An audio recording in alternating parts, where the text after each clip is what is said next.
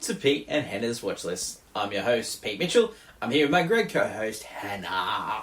Hello, people. Hannah, we're here today for What's Next, the show where we help you figure out what to watch next. But before we begin, let us tell the viewers and the listeners what they should do. Pretty please, leave a like and subscribe to our channel. Subscribe. Leave a comment down below, any of your feedback, good or bad. Tell us your thoughts, what movies you're watching, what movies you want us to watch, leave a comment down below. Yeah, comment.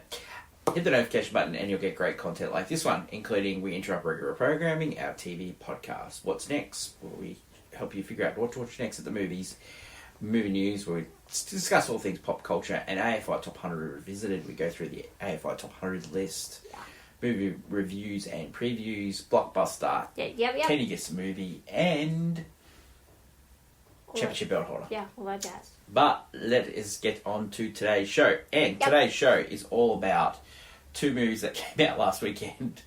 It Ends With Us and Borderlands. Let's start with It Ends With Us. It's based on the novel by the same name by Colleen Hoover. Yes. Very successful.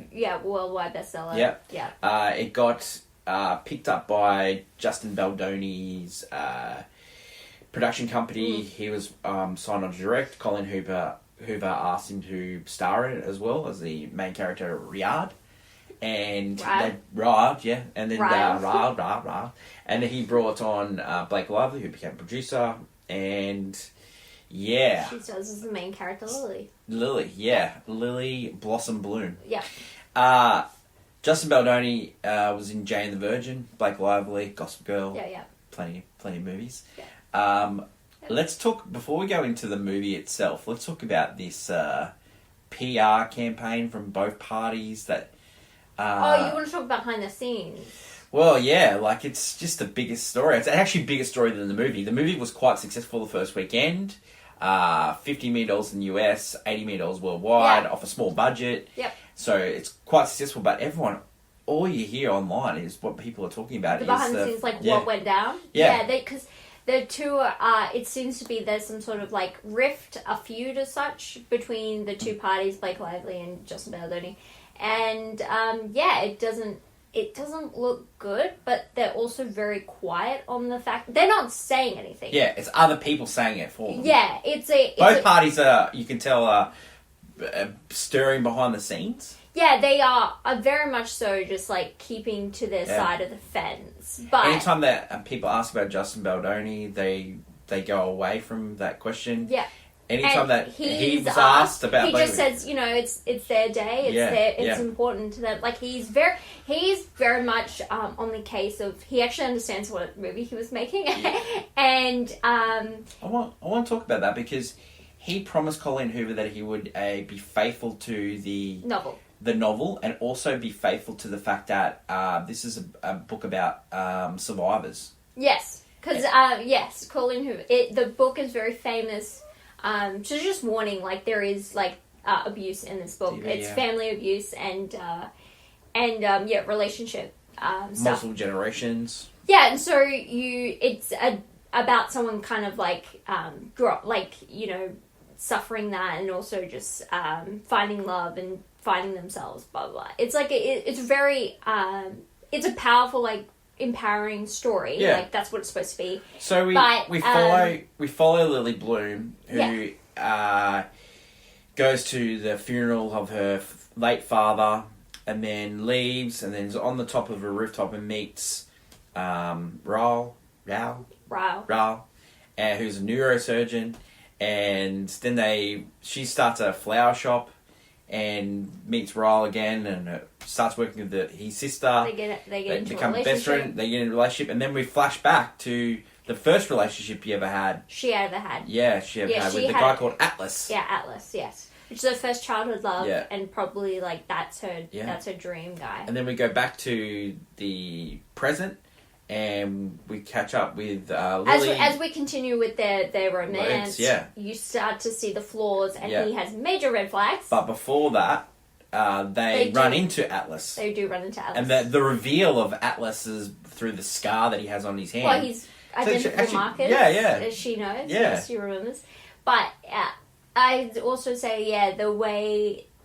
The way the film does glide over the fact that the Lily and Atlas stuff, because it's very much like the reason she chooses Boston is because they had planned to go, like he had planned to go back to Boston, so she to open a restaurant. Yeah, so her choosing like the big thing, the reason, and she never reveals that's the reason why she chose Boston, why she's there, and everything to her relationship with Ryle. And Ryle, major red flags, is very jealous.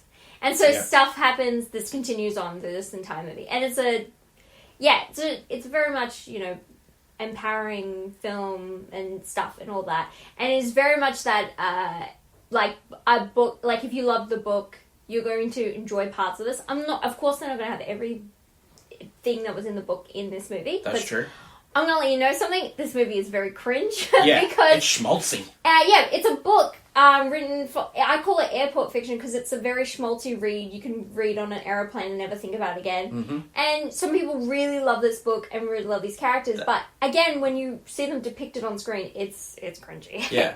and a lot of this dialogue and a lot of the romance and ideas about it, it's just, it's a bit corny and one-dimensional in times. You can definitely see that there was two schools of thought here of this movie. There's like there's a glossy soundtrack for this movie. There's glossy costumes. I would say the costumes in the soundtrack feel like they're from 2010. But it's a film that hasn't really grown up, I'd say. Mm-hmm. Like it's not a modern day romance or modern day like book film or anything. It seems like it's stuck in a different year. Justin Baldoni had directed a movie before. He directed a documentary about people that had been given the diagnosis of being terminal cancer. It's actually quite a gripping documentary. And so he sort of like leans into that aspect of his directing, going for the, you know, tugging at the story. But you can definitely tell that this movie it's straddling a line here of like being a romance, and it can't if it goes down the path of the serious nature of it. I think it will lose what people like from the books. Yeah, because people loved the romance in the books from both characters, surprisingly, and so and you can't go too depth because if you go too in depth, it becomes a drama and it's way too serious. Yeah, and it's a different movie. But if you go way too light and you go way too romance, you get what it is, essentially a cringy movie. Where you're have we gone too far? Have we gone too I think there was no way... Like, if you were going more dramatic, you're taking away from the book, because I think this is still the tone of the book. Yeah. I have not read it. I just know the book personally from just, like... This book was online everywhere for years, like for the last couple of years. So there's multiple sequels of this. No, it's just got a sequel. Because she has an entire series of books. But I meant she has a sequel to this, which they do plan on making one. So it starts with us. It starts with us, which is her continuing her life story and her next romance. And this movie by all means is just like. Yeah, it was still a big success. Great success for Sony, and really good. Yeah. And behind the scenes, it's just like Blake Lively is promoting this movie like a romance movie where she styled her clothes and her and her husband worked hard on this film and such. Like she wants to promote this film as like a girl, like the ultimate girl movie thing. Yeah. And then you have the director who's just like, yeah, you know what? It's Colleen's day. Like, this is the author's day. It's Blake's day. It's important for women. This is an important story. The clothes that Blake Lively has chosen for this character. Oh, she looks like a child. She looks like I'm 5 years old and I never get all up. the different versions of overalls. It is so. She's wearing camo in this movie. It's like a cringe of the it girl in a book, because she's like, oh, like I'm wearing this sparkly dress, but I'm like, I'm wearing my camo jacket over the top. Like I'm just it, you know. Such a rebel. My frizzy hair that gets everywhere. Oh, I'm just it. You know? Would you recommend people seeing this movie? Only if you love the series. I think if you don't like the books. Yeah, well, it's gone two ways. Like I've read online. Some people that love the book didn't like the movie, and some people that love the book love the movie. Yeah, because I think the camp of the people who love the book who didn't like the movie wanted all the stuff in the movie. Yeah. You just can't have everything you want, because again, if you have all the stuff that's in the book, it becomes a really cringy Yeah. I'm sorry. It's already just, cringy. It's so corny and cringy, this movie. So you can't help. They just stirred the line where it's palatable to anyone who's never read the book, but yeah, it's definitely for the people who read the book to enjoy. I would say for people who haven't seen it yet, try and stay away from like the You'll enjoy the drama offset more than the book, Yeah. more than the movie. try and go in without knowing that drama, because all I could think about was the drama. Like, could you see something? I wasn't even concentrating on the movie. I was like sort of concentrating on what the characters was, their chemistry, like it just sort of took me out of the movie. Mine was just like, oh my god, this is definitely. Ready for this one? I don't know. I played it on my phone. Yeah, it's just it's not a movie for everyone. No, it's for the book girlies. It's for it's for the fans of the book, and they knew it because it was a built-in audience. Yeah, like it isn't for proven. Yeah, it's proven too. Yeah. It ends with us as in cinemas all around the world. Next movie we're going to talk about is Borderlands. Oh. Now, Borderlands is a adaptation of a computer game. Okay. Video game. Okay. Yeah, video game. It's set. It's made by Eli Roth. Craig Mazin, who did Last of Us, took his name off the script. His name off the but script. he wrote the original script. Yeah, but this is no longer the original script. It stars Cate Blanchett as the bounty hunter, Lilith, who goes back to try and find the daughter of the Atlas, who's like the ruler of the planet Pandora. He's rich guy. Basically, is like, go get my daughter, Tiny Tina, right? And played by Adriana Greenblatt. Yeah, who was in Barbie. You need a young female actress. Yeah. She's in everything. Jack Black plays a robot. In Claptrap, yes. And you have Kevin Hart plays Jamie the Lee mercenary Curtis. who's taking care of Tiny Tina. You have Jamie Lee Curtis who plays a weird cookie scientist. Blah, blah, blah, all this jazz. Does that really well. You also got the guy that played Drago's son. As the that's who he was. Yeah. As the mutant, as this psycho guy. Yeah. As Tiny Tina's friend. Yeah. This movie's not good. Oh no, it's terrible. You slept in it. Yeah, I actually fell asleep. You had a good nap.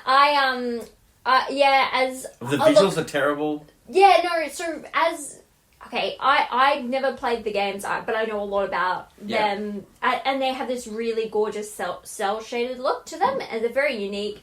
And the humor, I've never liked the humor. I hated Claptrap. I thought he was just terribly unfunny. And again, in this movie, he's terribly unfunny. Yeah. But the humor and the fun and everything is devoid of this movie. Like, this movie is painfully just nothing. Yeah. It's like, here you go. Here's a taste of nothing. Cate Blanchett's accent in this movie doesn't work for me as well. She's not doing anything. Like, she's a great actress. What is she doing? I'm sorry, but it looks like no one's having fun at all. Yeah. You know, sometimes you have a bad movie and people are having fun. Like Street Fighter, and you have Raul Julia, who's having this. Well, Edgar Ramirez plays that role in this. It's like, but he's not even chewing the scenery. Like, no one's having fun here.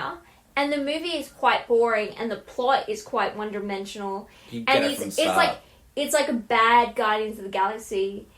It's like trying to be that when it shouldn't be, because it's not.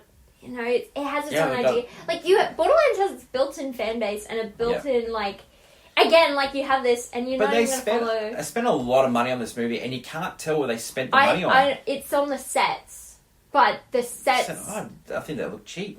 They look bad. Yeah. Sometimes. Yeah, it just feels... Yeah, I don't know what they were doing, because there's nothing going on. There's no in-between with these video game adaptations. They're either really, really good, or they're really, really bad. There's no in-between. I would say the in-between one, which was on the good side, was Gran Turismo. I loved that movie. Well, only you did. Yeah. No, a lot of people actually did like that movie. That movie was bad. Rocky in a race car? It was. Well, he didn't even win. He ran fourth. He was third. Third, yeah. It was third. He killed himself. He got on the podium. Good luck to him. You do it. Oh my god. Anyway. At least Rocky made the title fight. Yeah, it was a draw. It was a draw.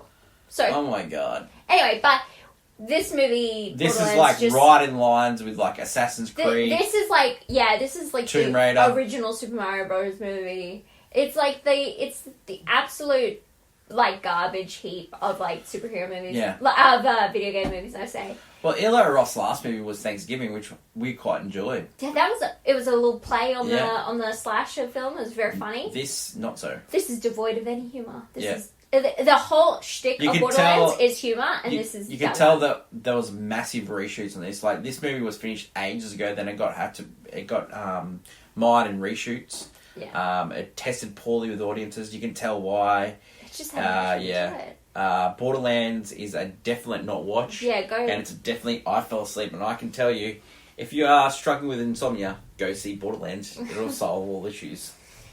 It's pretty dumb. It was a tough week this week. You know. Yeah, we've had a it was like you either got a really cringy movie or a movie that was so bad, like it wasn't Yeah. even fun. Like it's not even so bad, it's good. It's like no, this is just a bad Okay, movie. most times we see a movie and then we go see it again just because we really enjoyed it. But these two movies we'll never watch again. I don't know. I'll And never watch these two. We've watched Twisters multiple times this week because we love that movie. And you know, We've seen it 3 times. yeah, Yeah, no, that's 3 times this week. Yeah. 3 times in a row. Sunday, Monday, Tuesday. Great times. Hannah, that's it Yeah. for today's show. Thank you. Long live cinema. We'll catch you tomorrow for movie news. Until we meet again, it's...